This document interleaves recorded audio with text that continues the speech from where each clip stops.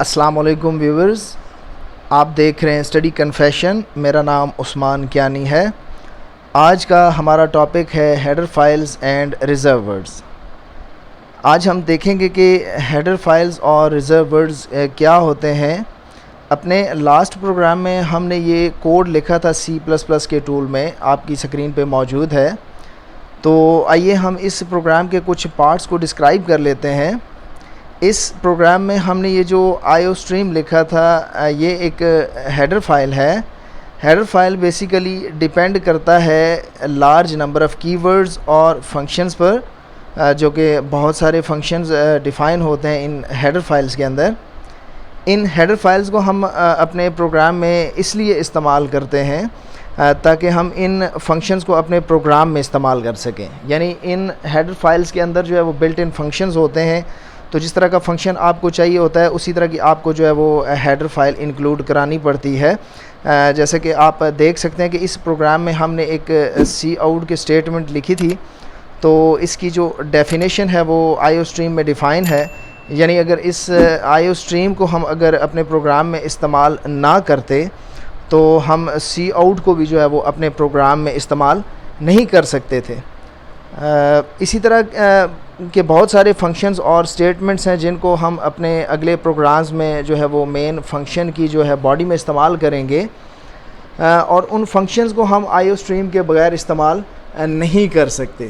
اسی طرح اگر آپ نے کوئی ایسا پروگرام لکھنا ہو جس میں میتھ کے کوئی فارمولے استعمال ہوں، تو اس کے لیے جو ہے وہ آپ math.h کی ہیڈر فائل کو انکلوڈ کروائیں گے۔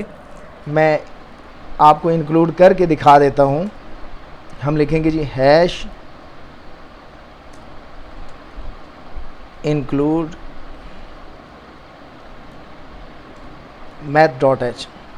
تو اب اگر مجھے کوئی میتھ کا فارمولہ چاہیے اپنے پروگرام میں، تو مجھے یہ جو ہے وہ ہیڈر فائل لازمی انکلوڈ کروانی پڑے گی۔ اس طرح بہت ساری ہیڈر فائلز ہوتی ہیں، جیسے conio.h ہے، string.h ہے، time.h ہے۔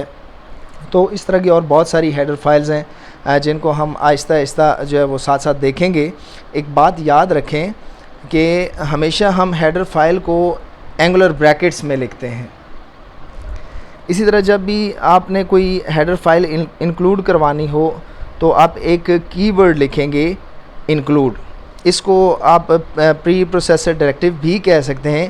کی ورڈز کو ریزرو ورڈز بھی کہتے ہیں، اور ریزرو ورڈز ایسے ورڈز ہوتے ہیں جن کا مطلب آلریڈی جو ہے وہ لینگویج میں موجود ہوتا ہے، اور ان ورڈز کا مطلب اپنی مرضی سے جو ہے وہ آپ ری ڈیفائن نہیں کر سکتے۔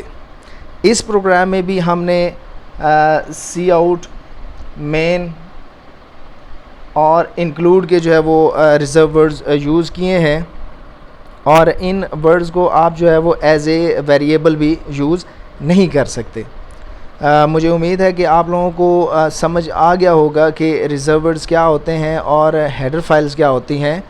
تو یہ تھا ہمارا آج کا لیکچر۔ مجھے امید ہے آپ لوگوں کو پسند آیا ہوگا۔ ملتے ہیں اپنے اگلے لیکچر میں، تب تک کے لیے اللہ حافظ۔